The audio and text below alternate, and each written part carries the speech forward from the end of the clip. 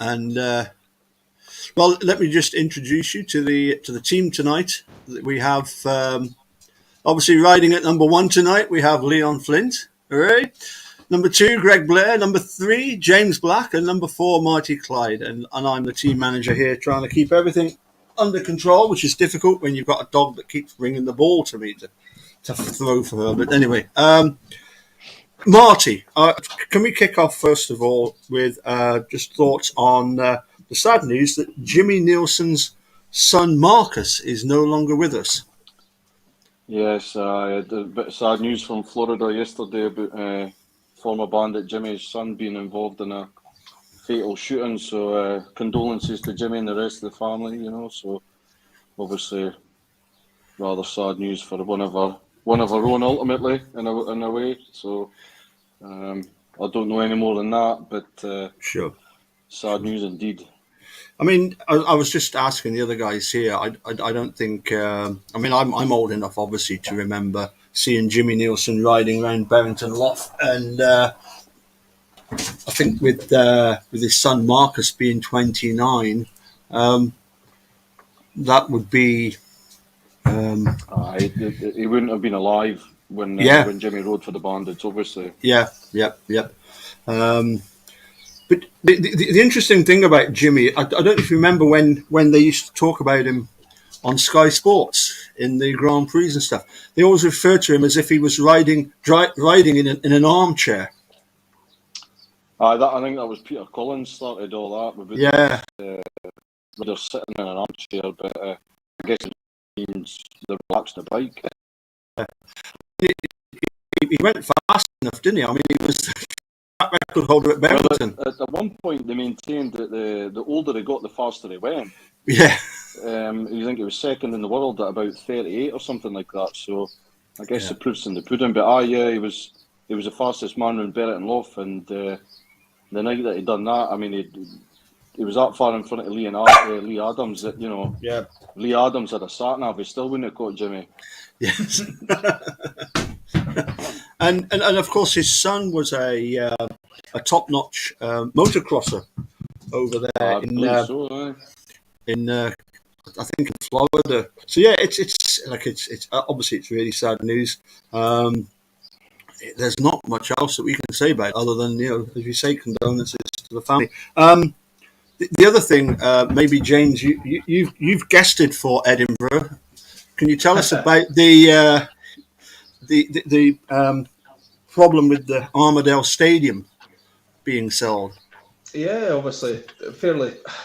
I mean, that's been looming for a number of years now. It would appear, I mean, every year for about the last probably 10 years, it's always been threatening. I think as times went on, the more houses that have gotten around about the place and things like that, that's probably been a kind of factor in it. And it's ultimately the time's coming and the stadium's been sold, and the Monarchs are going to be without a home, which is obviously incredibly sad news. I mean, we've just got an Oxford back, and that there's great work going on, over Workington Way and things like that. So it would be a massive, massive blow if the Monarchs weren't to find another home. There wasn't a sort of a happy ending for it, as it were.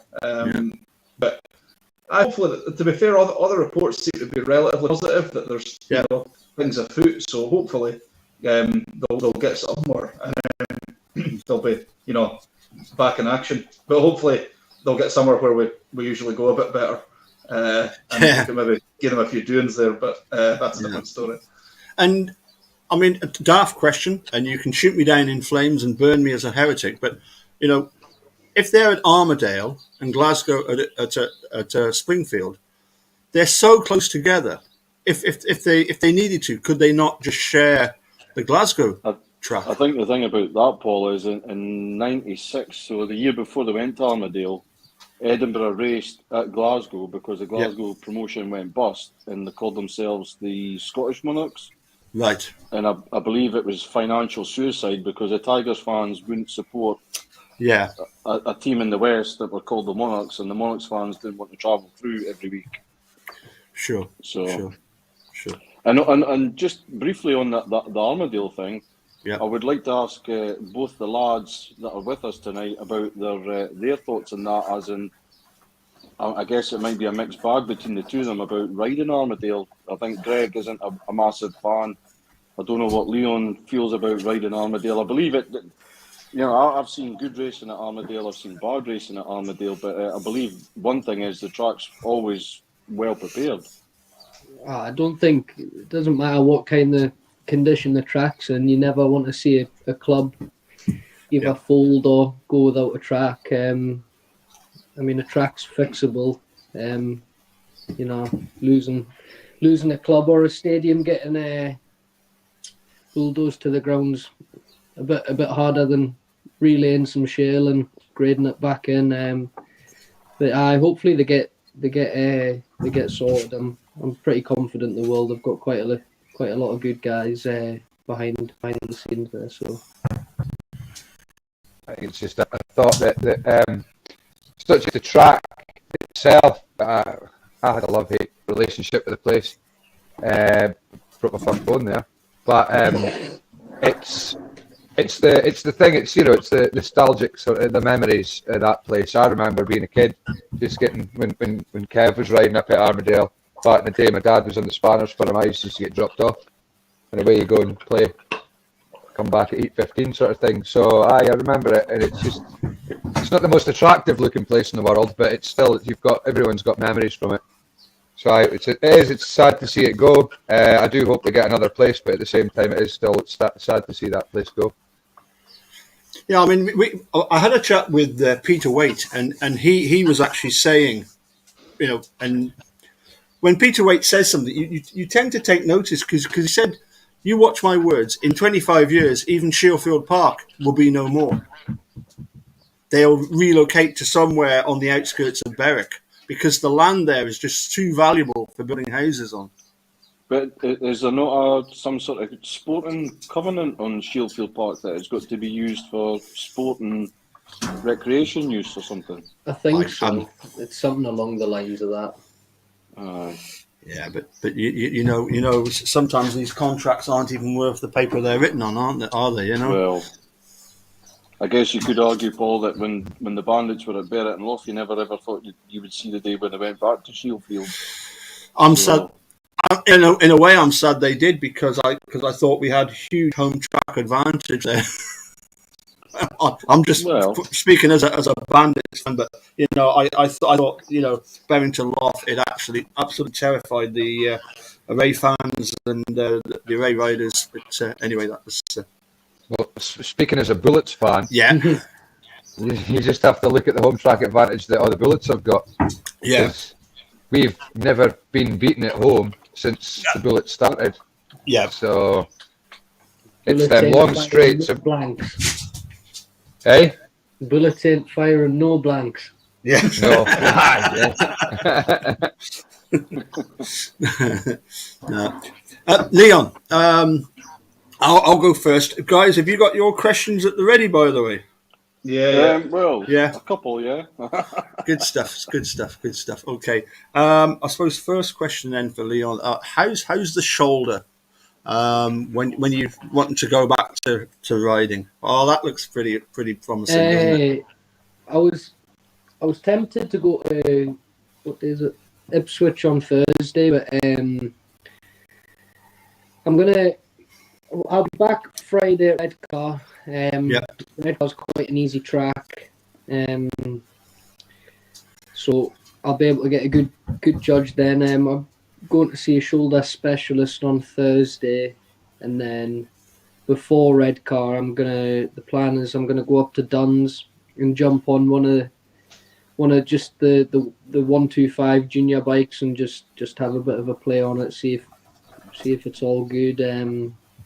I'm sure it will be. I've got this brace as well for it to minimise anything happening.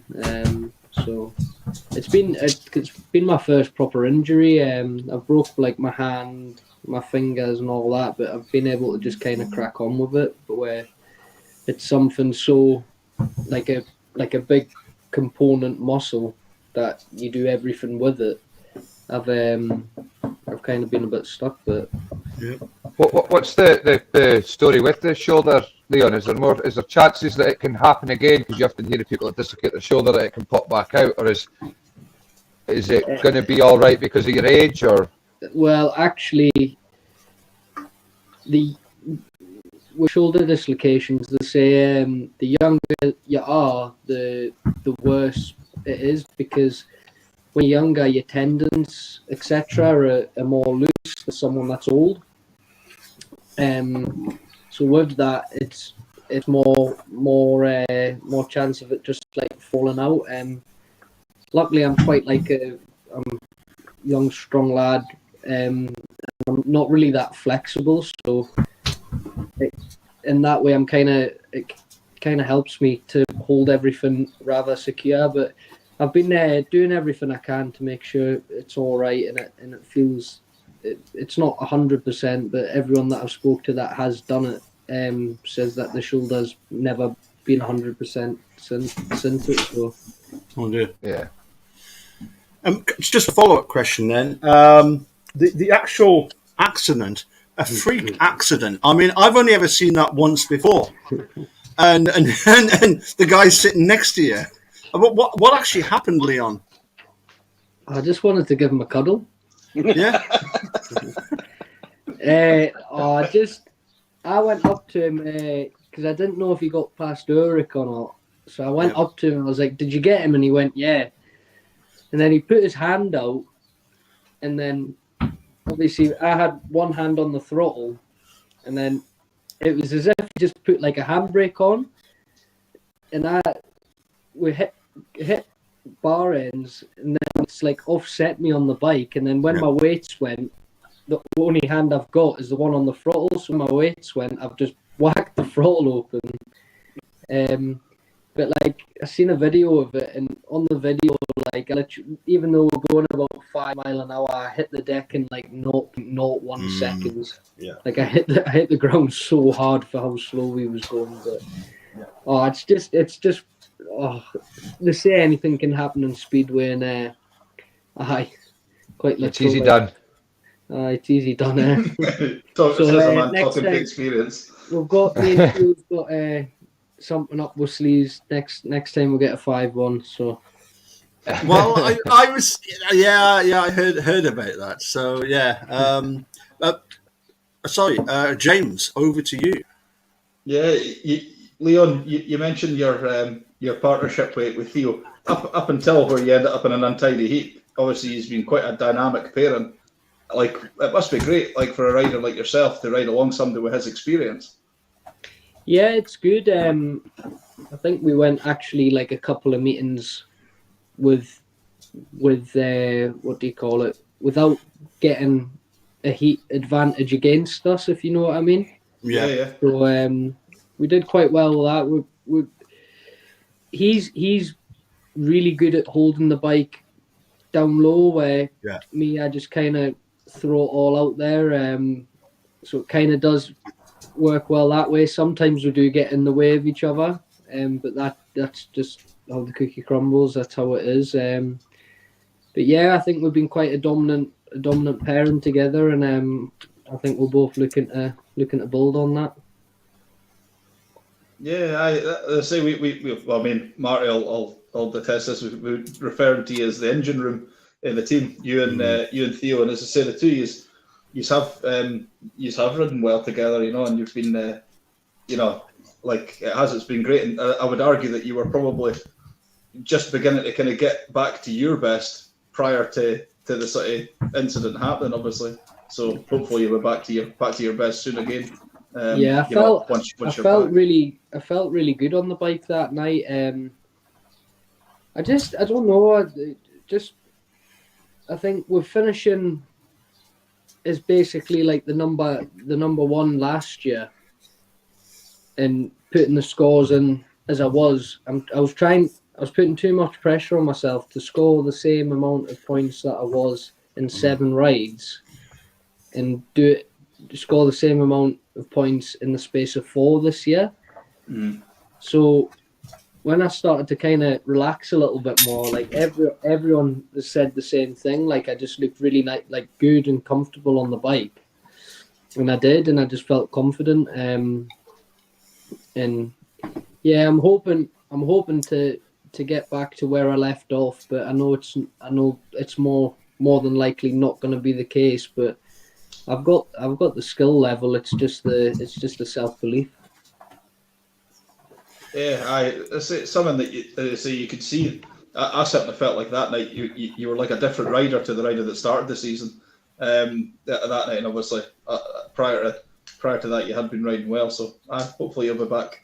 You'll be back up and running shortly, because I say there's certainly no lack of talent there. It's just as you say, maybe just a little bit about believing in yourself. But ultimately, the rest of the guys in the team will have that same belief in you as well. So I'm sure it'll all manifest itself into something fairly successful.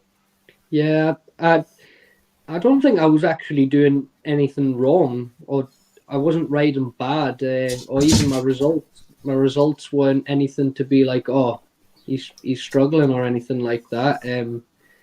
But I certainly believe I've got a lot left in the tank, and I hopefully I can show that. Excellent. Marty, I'll let you go next with firing a question at either Leon or Greg. Well, I was just going to ask both the lads, Yeah. really. With the track alterations that had been made in the last couple of years, I don't think it would be unkind to say at times last year you felt that you maybe didn't, as a fan, you didn't see them like working for the riders as much as you maybe would have hoped. Whereas this year, we've been treated to some phenomenal speedway from both yourselves and the rest of the lads. And I just wondered if the lads thought it was prepared any differently, or if there was any sort of magical secret that we didn't know about, or... No, not really. It's as a rider, like personally, I enjoy the track, and I think Greg's the same. I enjoy it when it's deep and heavy, and like the racing probably isn't the most entertaining, but that's just what I like, because I know if I make a start, I'm willing to go where people aren't on the track, and Greg's the same. So I prefer it like that, but it's been a lot slicker this year. I think that's where I was kind of half struggling a bit. But I think the lads have been they've been down at the track the past couple of nights. They've been flooding it at nights and then going there in the daytime to see what time it's drying out, to have a decent idea for then at the weekends what to do with it, because obviously it's hard to prepare when we'll live right next to the sea. But the track's always different when the tide's in, when the tide's out, how much water's in the air. Like at the start of April, there was quite a lot of moisture in the air, so the moisture was getting into the base, where now it's getting a little bit more hot and dry, so it's hard to get the moisture into the base. So but yeah, I think the racing's obviously got a lot better because we've got, some top lads in the team now. Like Beaumont goes without saying, like he's always going to give you everything that he's got. Ricky is gives us all as well, but I reckon probably the person that's pulled off the most spectacular passes this year has been Teo. Normally, it's certainly the line that I use. My pass starts from going into the first bend and happens coming out the fourth. But Teo plans his like 2 laps before, but does it on the inside instead of the outside like everyone else. So it's quite cool to watch. But I know, like I say, I know that they're doing loads with the whole watering and seeing what happens with that. I see. Yes, Well. it was like Saturday night was quite for the Bullets match against Kent, which when we done the track walk, it was quite slick, and I was already like, oh, I'm gonna have to make some starts, which I'm not great at. Luckily, I had Leon. Yeah, Luckily, I had Leon with me, who there's a few things that he said to me that I probably couldn't broadcast on here. and it worked. We got out and we went out and it worked, and it's something else that we done a major setup change on the bike, something that I usually wouldn't go for, and it was just a case that you've got nothing to lose. It was kind of the team was doing a great job of keeping the meeting. You know, we were winning races, we were making heat advantages, and it was kind of just, you might as well try this because you're not going to do any worse than you're already doing. I'd got 2 paid seconds, so third ride we went out and we tried something, and I got a win, and it paid off. Made an absolute blinder at start, best start I've ever made in my life, and the bike worked, and it was just that was it. But I'm the same as Leon. I prefer it when it's quite deep and when it's quite heavy. Leon is, in that sense, we're opposite, because Leon will make a gate, go out to where nobody else goes, and can build up his speed. Whereas I missed the gate, but nobody else goes out there, so I passed them. So it's same but different, if you know what I mean. James, over to you again. Yeah, Leon, and to be fair, Greg, you'd be able to answer this as well. You touched on like the impact of like Bomber and Ricky Wells in the team. Just how much a difference does it make having somebody like Bomber like in the team? Like that must be like as a, I know if it was me, I mean, I'm just being a fanboy here, but that would be mega. You know what I mean? For me, it must be like unbelievable for guys like yourself. A lot of people do think that, but at the end of the day, like obviously he's done so much in the sport, but I think I used to think like that, especially in 2019. I used to think about like people like Scott Nichols, Bomber, all them. I used to think of like what they've all done, and then I used to like downgrade myself, like when I'd go up against them and already be beat. So like I just think like they're just the same as me. You know, and Bomber says this himself. Like at the end of the day, like they've only they're like yourself. You've got two legs and 2 arms, but Bomber's like just, he doesn't need to do or say anything. Just watching him, and I remember against Birmingham, just watching him in Heat 1. Like that's what we'd missed for years. Someone that you can just go out and do that, and I think it was Klaus Wissen just dive bombed him straight up Heat 1. Like we've missed that leadership and that kind of term. Don't get me wrong, in the pits and that he's still great, but on track that's what he brings to the team. Just watching him, and you watch him and you think, right, he's willing to do that for me. I need to go and do that for the rest of my teammates. Yeah. We've probably got, I must say, we've probably got the lowest IQ out of the whole league with Bomber coming in. Like, cause, I mean, I can't speak for myself because I'm not the brainiest, but Bomber takes it to another level. Trying to read one of his texts, like, oh, it's like a game of Scrabble. Are you saying that he doesn't write his own program columns? Like, is that what you're trying to say? No. I'm being done a disservice here. I slave away at that. And what about Ricky Wells? How's he? He's a sound lad. I've known Ricky for quite a few years, so wasn't really like a matter of like getting to know him as he came in, but he's a good lad. Fits in well to the Berwick team. Likes a drink after the Bandits get a win, so I fits in really well.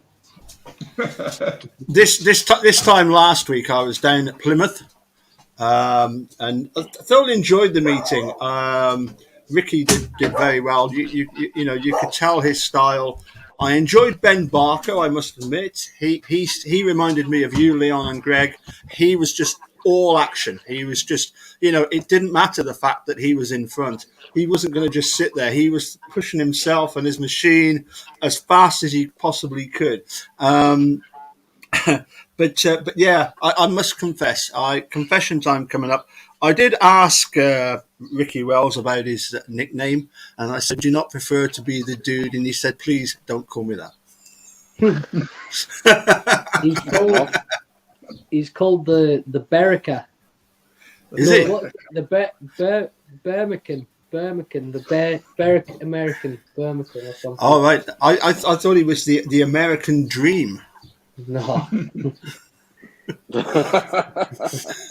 Is that confession time finished? Not quite, because what I was going to ask Leon was, I noticed Dick Barry has started calling you the Kid. The Kid. Well, I think he's known me for probably be a good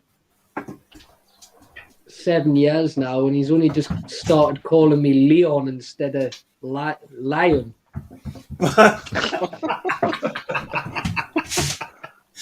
I mean, I could have called you a lot worse, mate. Yeah, I probably. I get the worst ones. Although you clamped on big time on Saturday, did you know, Greg? What was that? But I said something about your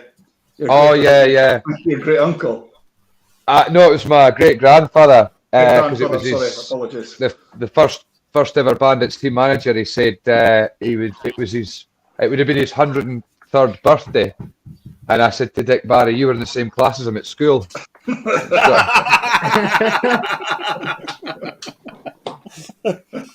I did say to Dick, I did actually say to Dick at Oxford, I says, when I says, I'll be taking your job when you die.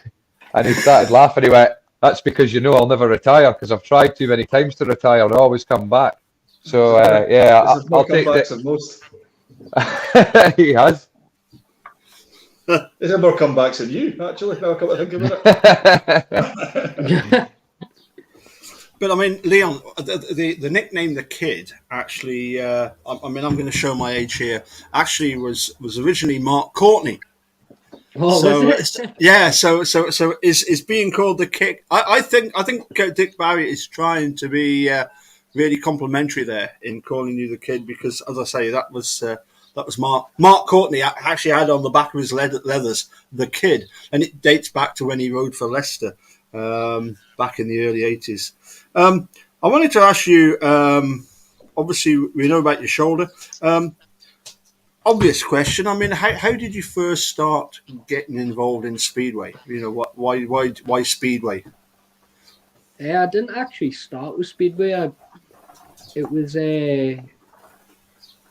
It kind of just started from my dad and my granddad. Kind of like originally, all his pals would go about and have a piss about on like these motocross bikes. Obviously, like my dad used to do it, but I was that young. I just started off with motocross, got to a decent level with motocross because my granddad used to ride, so just put the bikes in the back of the van and would go away. And on a Sunday, I'd go and play football on a Saturday. But I got to a half decent level, like Scottish championships and stuff like that. And then I think I would have been about 11 or 12. And Andrew Tully gave me, I think it was a C90 Speedway bike, what he used. Yeah. And I got going on that round Berwick and stuff like that, but it was kind of just like, kind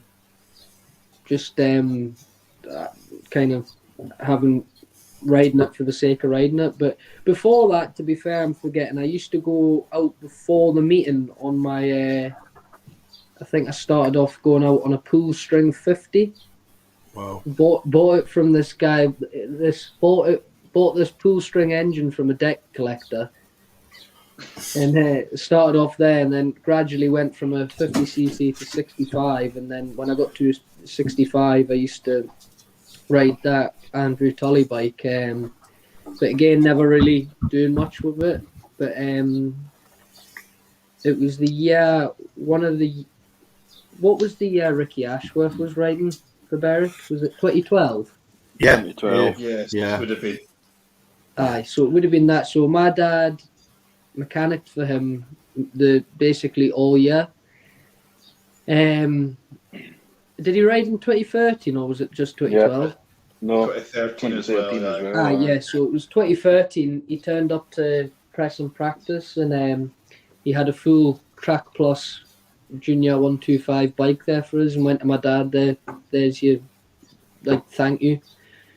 So yeah, from then on in, I kind of had a half decent bike, and we kind of made the change to Speedway because I think my dad and my granddad realised that I wasn't gonna. It was a very, very hard task to make a living out of motocross, where Speedway, I wouldn't say it's easier, but there's more of a chance of it happening, and literally have not looked back since then.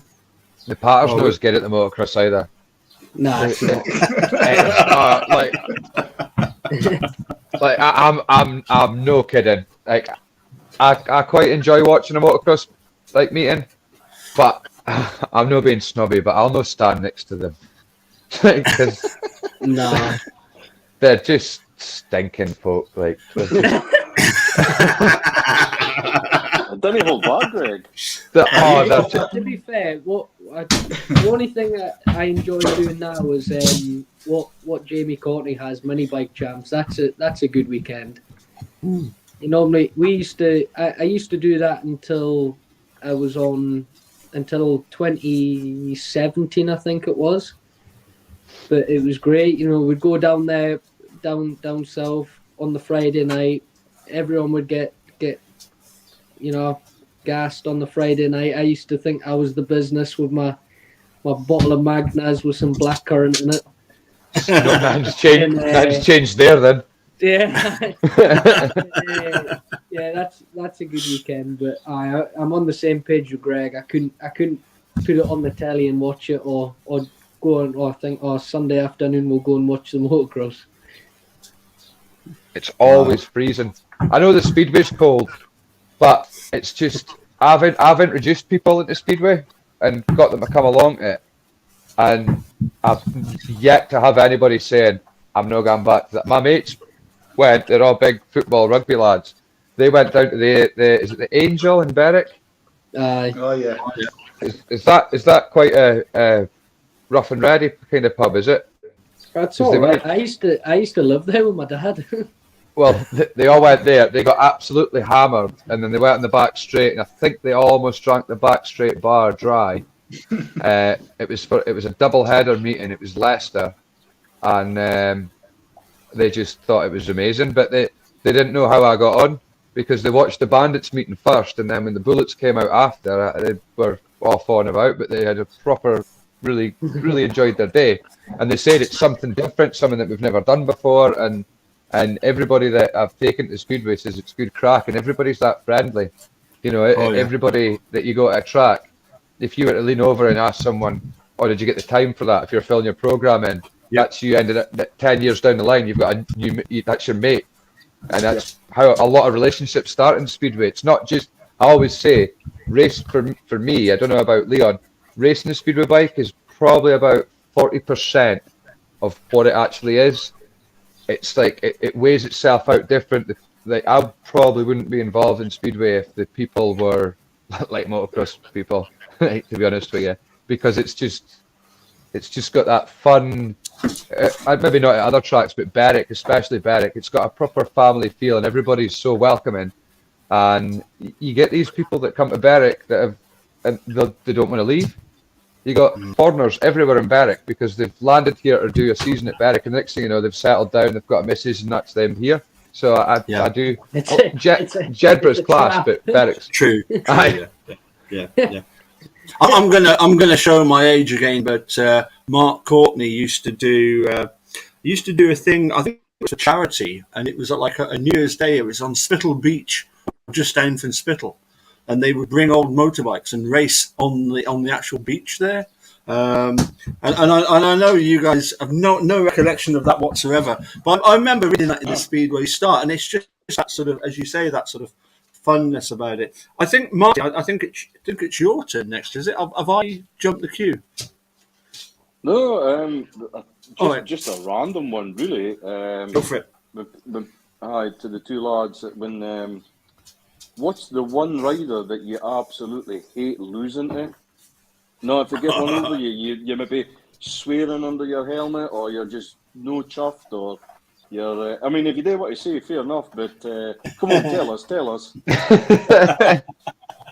I need time to think. No, you don't. You know what's a safe bet that we can go for, Leon? Is Just probably say say, just say Jason Garrity. Oh, Aye. I'd probably go with someone like Josh Orty or something. Just because. Right. Why though, Leon? Just because, like, I don't really know the lad that well, but if you look at his bikes, it's not really hard to say like they're a piece of shit. And you think like, oh, I've spent all this time in the workshop making sure my bikes are all glamorous and ready to go, and he's rocking up with 10-year-old bikes and just smoked us. My one's a little bit different, and it's not a hate. It's more of a just like. It's just like, yeah, I don't know. I can't say it because I would swear, but it's like, see when Ace gets out in front of you and you're actually you're chasing him,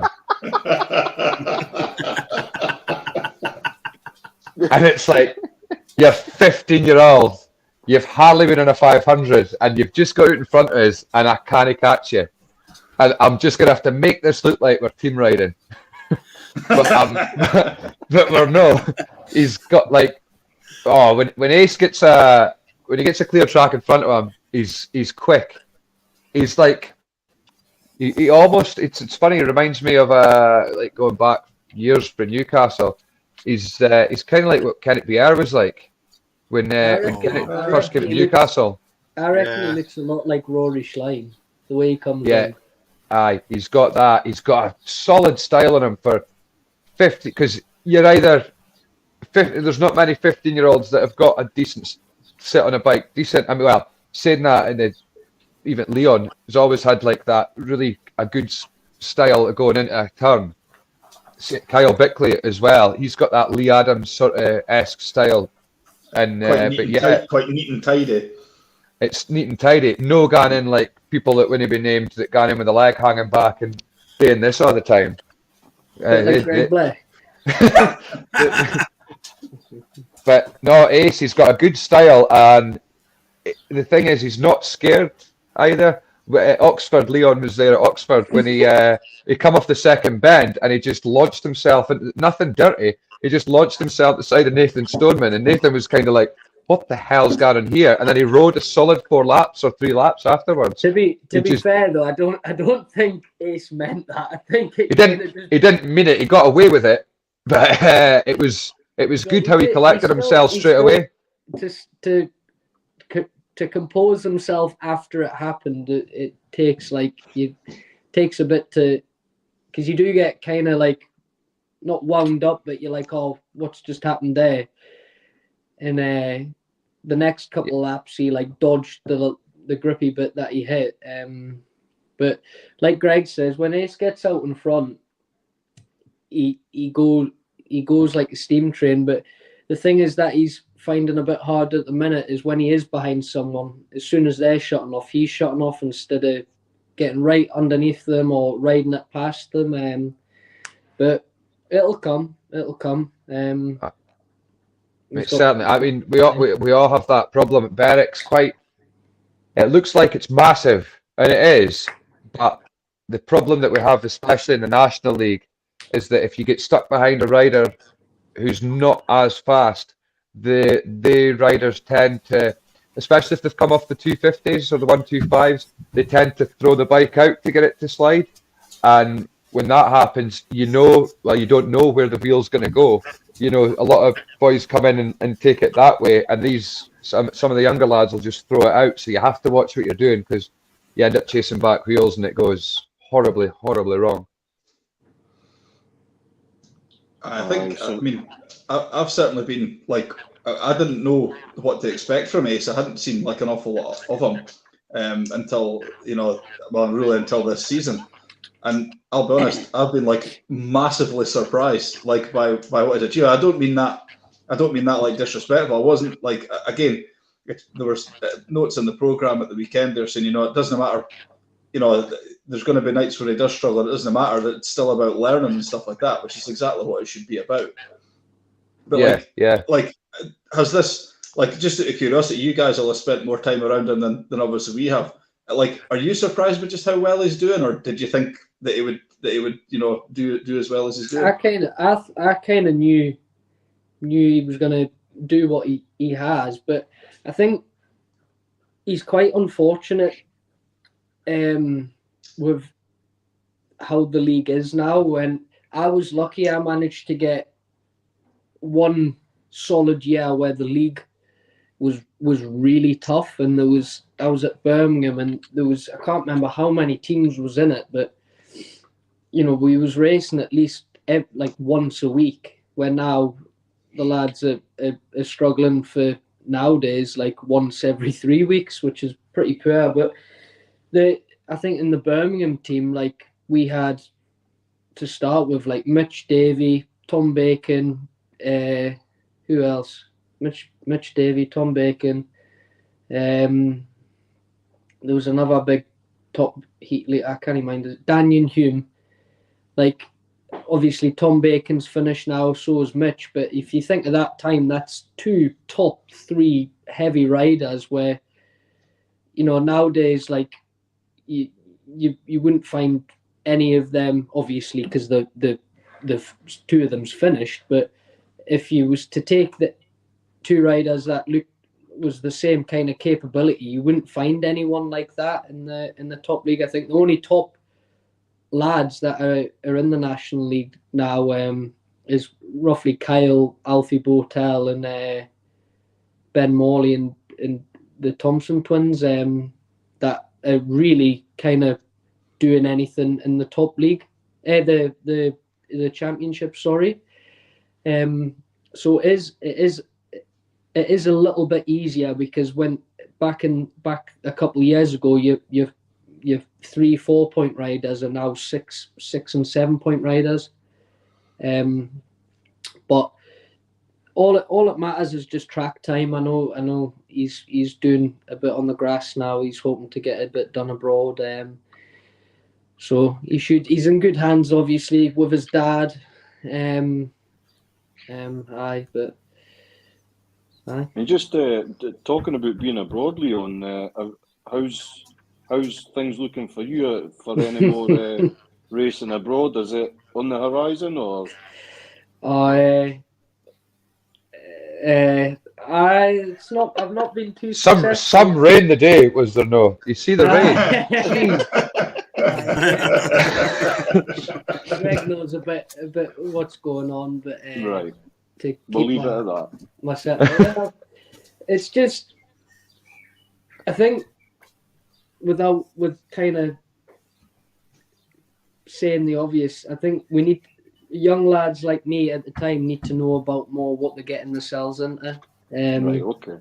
If I was to ever sign a deal again in Poland, it certainly wouldn't be anything longer than a year to 2 years, because I've kind of shot myself in the foot with how much I can do and where I can ride, kind of thing.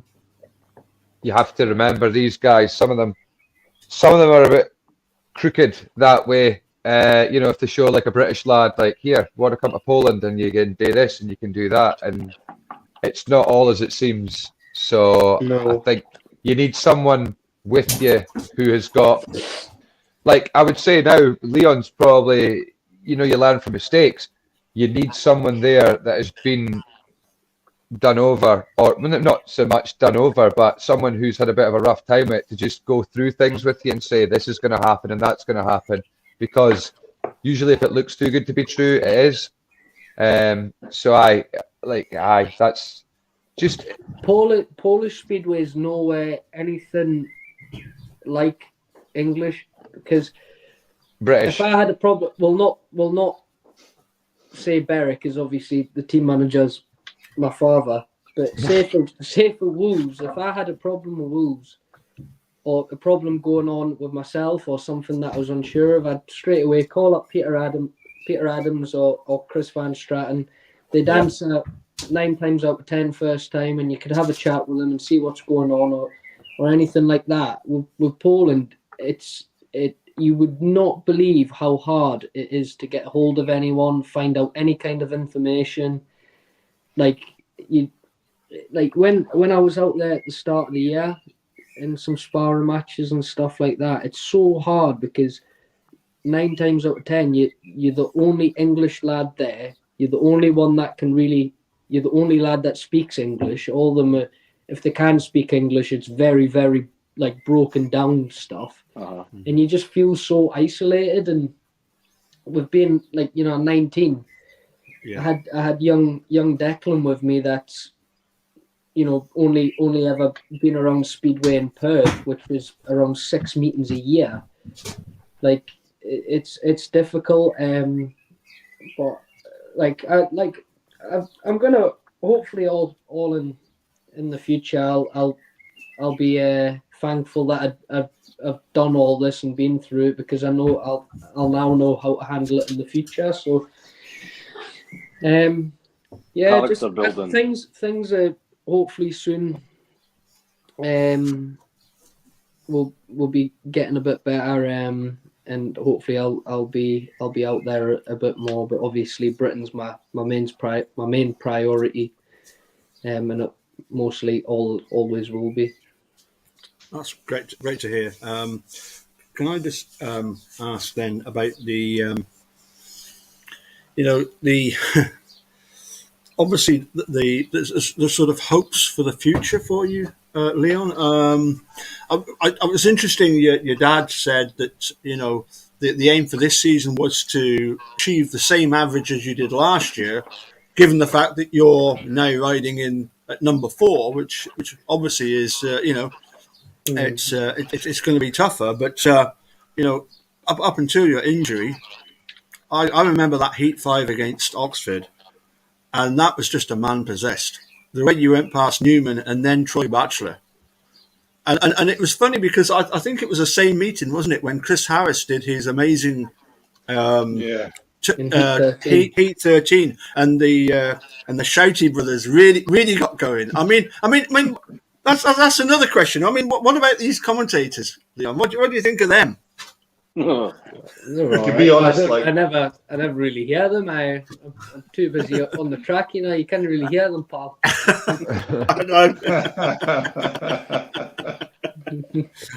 Must shout louder.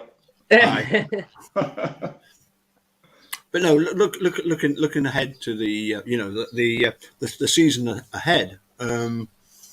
Is that your sort of goal? Is to to try and replicate the average of last year, but in the main body of the team? Because I think you're ahead of that. I think that was him on a personal note saying maybe I think he was saying that as my dad. That's what he reckons. But for me, that's not the case. I mean, it's a very bold statement for me saying that I want to finish number 1, but realistically, the chances of that happen, probably not. But then if I don't set that as a goal, how can I achieve it? I would totally not be upset if I didn't reach that, because it's, again, you need to be realistic with your goals at the same time, but at the same time, I need to set goals to try and achieve them. So sure, as long as I finish on either the same or above, I'll be happy. But my main focus, to be fair though, I couldn't care if my average dropped or anything, as long as the Bandits win some kind of silverware. Leon, I mean, you've touched on a point there that I was going to raise, and I'm sorry I didn't share with everybody. But to a certain extent, is the the team of '89, the team of '91, hearing about 2002. You were just a youngster in 2012. Is it good to hear about all these Berwick teams of the past, or is it a case of, I don't really want you to tell me about how great things were in the past. I'm going to set my own agenda. I'm going to become a Well, I'm going to become a legend myself. I don't really, to be fair, I couldn't even tell you the last time Berwick won the league or anything like that. Sure. I don't really look into the history of it all. Sure. There's no reason why. I just haven't. I bet my money on it. Mark Courtney was in one of the teams that done it. Mm-hmm. Yeah. Was he? Well, he knockout cup in '89, and we won the knockout cup, and Poole were the champions, but beat them home and away. And Mark Courtney and David Walsh secured victory in Heat 15 down at Poole, and it's a great video. But, I'm jumping up and down like a mad person on the terraces. But yeah, I think it's great everything what they've done, but like we want to do our own kind of thing. We want to set out on our own journey. Yeah. But I think we definitely this year. I think everyone can say, if there was a time to do it, this season would be it. We've luckily the club was in a good financial state going into the year, so we could afford to bring better riders in, and I fully believe this team can do it once we get we all get settled and get plenty bike time in us, and I think we'll be looking to put down a marker at Redcar. I think again with when we was at Poole, we was one of the top teams to get a result like that, but it's still not putting any points on the leaderboard. We can say, oh yeah, we battled, we did this, we did that, we rode well, but it all comes down to if we're winning matches or getting points. Sure. I'm gonna let Marty and James have another question shortly, but I've just got one more, and it's like a follow up to who was your sort of most opponent that you didn't like, but of the riders out there, who are the ones that you race against that you sort of admire from a opposition point of view? Who are your favourite riders? Well, I never rode against them. I rode with him in 2019, and he said to me from quite a young age, as soon as I do 1 year with you, that'll be me done. And that was Kevin Doolan. Wow. I'd probably say him just because he didn't do it other for the fact he didn't ride Speedway for any other fact from just enjoying riding his bike. Yeah. Like he was, I think he must be one of the most liked and respected riders ever to come across to the UK. Like I think he kind of started the whole Berwick like legacy and vibe. Like he'd go out, score 10 points, pass someone in Heat 15, and then after it, he'd come into the bar, have a drink with the fans and stuff like that. Like that era of riders going into the bar after and having a drink and all that era's gone from 99% of every club. I think Berwick's the only place you'll see us come in and have a crack with everyone. But I've just been brought up around that. But Kev was such a nice guy and what a rider as well. I don't think anyone rode Berwick the way he did. If you used to watch him down the straights, like sometimes his grip would literally be scraping the fence because he'd be that far across. But like you said before, I don't really have any hatred. Sure. I think there's a lot of divvies, but that's just, you get that anywhere, don't you?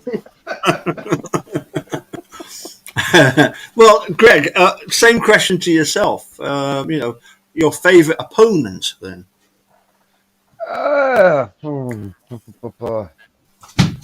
It's a hard one, that. I should have thought about it. Yes, Leon.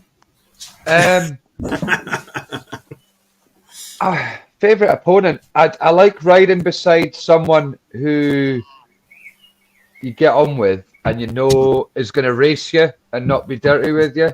Prime example of that is when this season, when we went up to Armadale, and me and Willie Lawson were having a battle with each other. Yeah. And he was coming underneath me, and there's no way he was going to run me up against the fence, anything like that at all. It was just smooth as, and it was good. And we went over, as soon as we went in the pits afterwards, we just had a bit laugh about it. So to ride beside someone like that, who you're obviously, you're racing for your team, you're racing for points and money, but at the same time, you're in safe hands. I probably do it myself. I don't shut the door enough. Maybe I should, but I just think if I'm fair to you, I'd like to think that they're going to remember at some point that I'm probably going to come round them, and I would like them to leave a bit of room.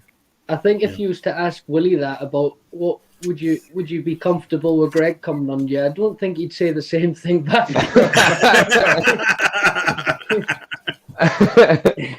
I would not go underneath anybody. No, ever. On a track anyway.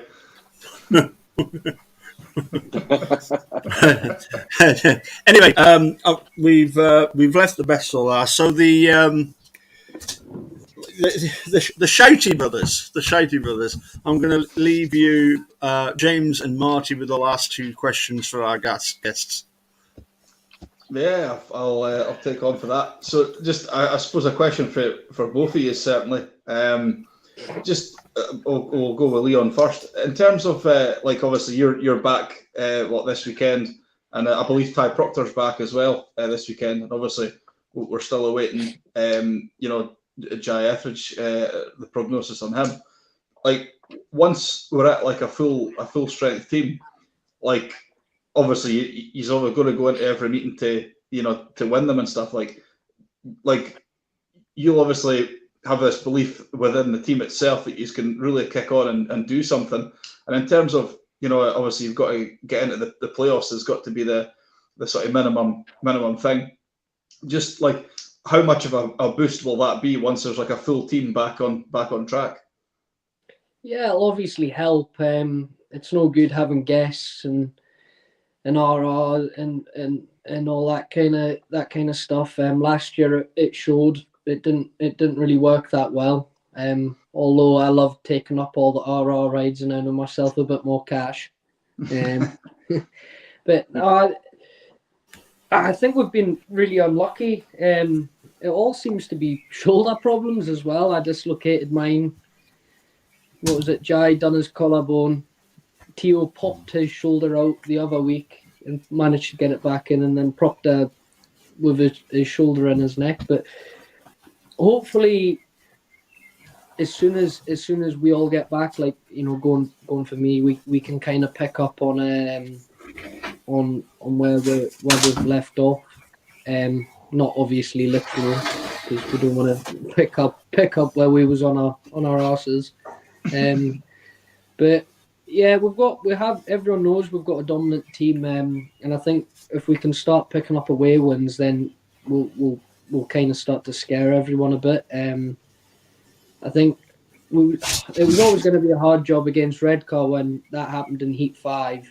That was kind of one of them where the fans could hopefully kind of put that to bed and just be like, that was just one of them nights. But Proctor used to do a couple of seasons at Redcar. It's a track that should suit his style.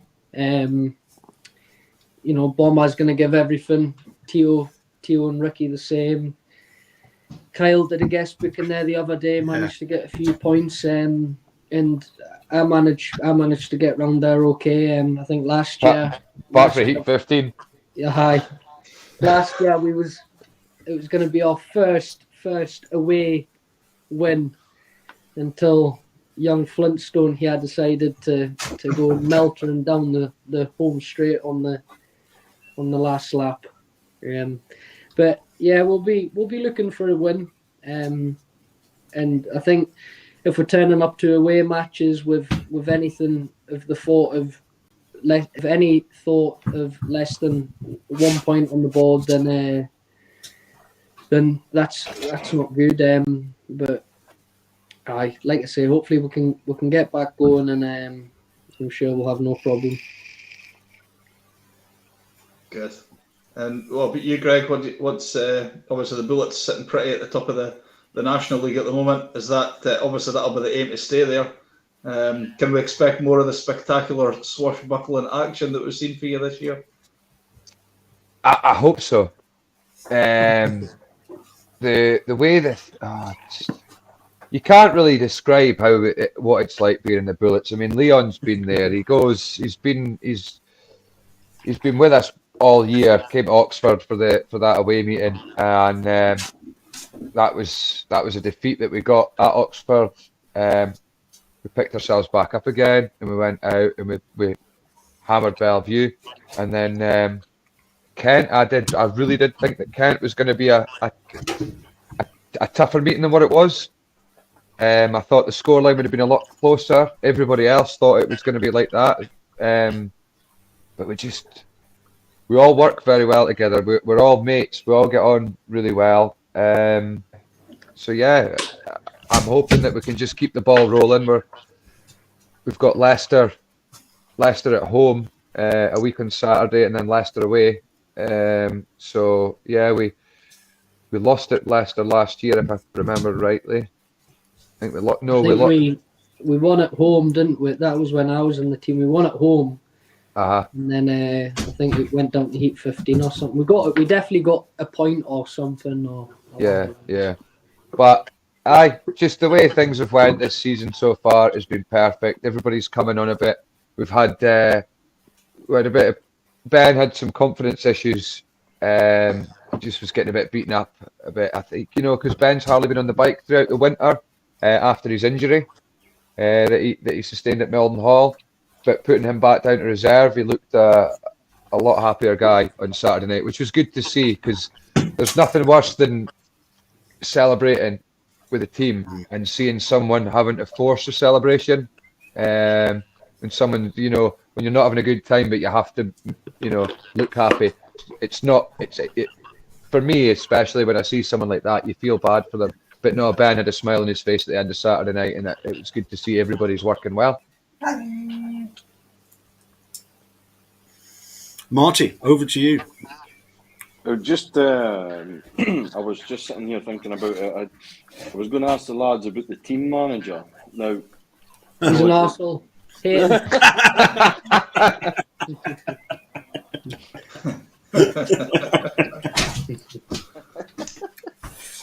As a supporter, when you go to some away tracks, or certainly away teams come to Berwick, and you see the team manager, I should say, kind of almost reading the riot act to the lads that he's got at his disposal and what have you. I just wanted to know, because obviously we don't always get to see it, very rarely, what the team manager is really like on a race night. Stressed. Definitely not fatherly like.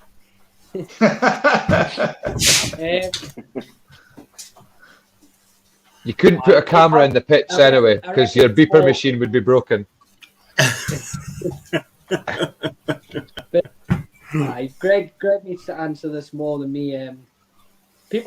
Some people think I get it really easy and stuff like that. I think Greg will probably agree. I probably get it the hardest. Sorry, Greg. But it's funny when you see that when Flinty's out, and if Flinty can go, dying with laughter. Leon will go out and he'll win his first ride by a country mile, and Gary's gone, that's my boy, and then he'll go out in the next one and he'll be stone dead last. He'll go and look at Sarah's laddie at the back, useless.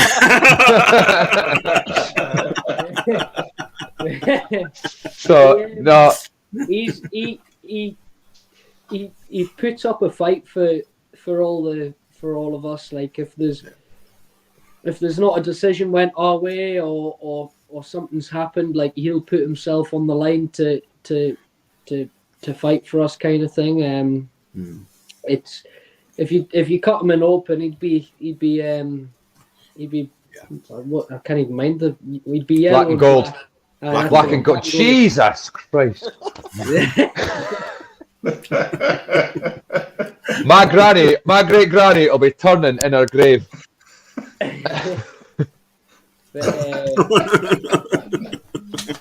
But he's good team manager. It's good to have someone a bit younger rather than like someone that's knocking on death's door, not even being able to tell you what colour you're in. But is that Wolverhampton you're talking about now? No. Without being nasty, Gaza's got a bit far to go to get up to Peter's standard. Peter, on that topic, Peter Adams is like unbelievable. Just such. I think he's just. I don't know how to put it. Like he's such a nice guy, and he's got such a weird sense of humor. Like he'll say something to you that's really funny, and he'll just stare like through you. And I'm like deadpan. But Peter's a good lad. I've only been at Wolves for a season and a half, and he's already done a lot for me. But is he not a member of the Peaky Blinders? Who? Peter? Peter Adams. I don't know what he does in his spare time. In fact, going back to what you're saying about Berwick, with Gary's a team manager, you've got Gary's a team manager, but Scott Courtney. You got Scott Courtney there. You've got Kevin Little, and like when you've got them boys there, it's not just Gary on his own. He's got it's everybody's taking turnabout in it, and it's nobody gets left out. That's the main thing. It's crazy. Like having each one of them come up to you, fist bump you before you go out for a ride it's a nice thing. It's reassuring. It's not. I think Greg will agree. The thing that my father says to us before we go out, we can't really say it on here. He says it to you, and you're like, "Oh, all right." And it's every time. Kev Little comes up to you, pats you on the back, and goes, "Go out, son. Have a good gin." And then you go past Gary just as you're getting the bike started, and you go, "What?" He means well. It's good. Surely that must help the fact that you've got all these lads, like from the promotion, and they're all ex-riders, so they know exactly what you're going through every time. That's a fact. I've had a team manager before, I'll not name any names, when I first started, who used to come up to you just before you were going out on the start line, and he'd be like, "You're off gate 3 in this one. Watch what you're doing, because the lad in gate 2 will probably fence you." And that's not what you need to hear at 16 when you're going out for a race. No. So when you've got, it's just better. It's my opinion is someone who's been around a long time. The only difference, Gaza's the one telling you to fence them. Just take him out. Just take him out. They'll be all for restart. Just take him out. And to that end, is there any? I'm just thinking there about it. Is there any referees that you've had? You don't have to name names, but is there any referees in the game that you've went? Oh no, it's then the night. Oh, I know it's going to be a nightmare. Probably the same one. I wonder who that could be. I once got told, not naming names, by the referee that everybody knows who I'm on about. I had a red mirrored helmet, and it was at Scunthorpe, and I got told to go back to the pits to put a red helmet colour on because the red didn't meet the colour. I don't know how it worked. It was obviously red, but I got told to go back to the pits and put a red helmet colour over my red helmet, or I would be excluded for the race. So, yeah. What did that?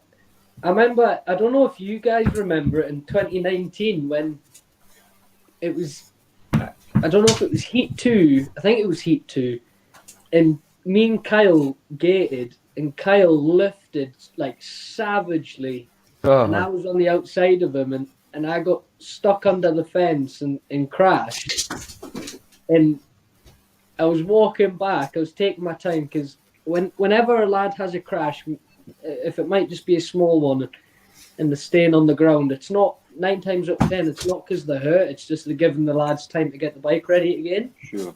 Yeah. So I'm walking back, and then I seen I got excluded. I was like, what? So then I went and spoke to the referee, and because it was my own teammate that caused the incident, I was the one to be excluded. I was, Go figure that one out. It's a silly rule, that. Yeah. So that's an apparent rule these days. That was 2021, that. It happened to. But yeah, it just as you say, there are some people that I've heard referred to as little Hitlers, but let's just leave it at that before we get anybody charging us with libel. Gentlemen, can I just thank you all for a fantastic hour and a quarter nearly of chat about Speedway. Greg, second time on, absolutely fantastic, thoroughly enjoyed. Leon and Marty, first time. Hope you'll come back again. James, I'm going to give you the last word because you've had to put up with me. I think this is 3 weeks now. It is, 3 weeks, yeah. I'm going to have to start sending you an invoice. Yeah. That's right. No, thanks very much, lads. It's been a pleasure as always. An excuse to chat a wee bit about Speedway. So, thanks very much, guys, and we'll see you at the weekend. poor Greg, you tell Zoni he's going to be a bit cold now. No, I nailed it. It's the heartburn that'll be the killer. Cheers for having us.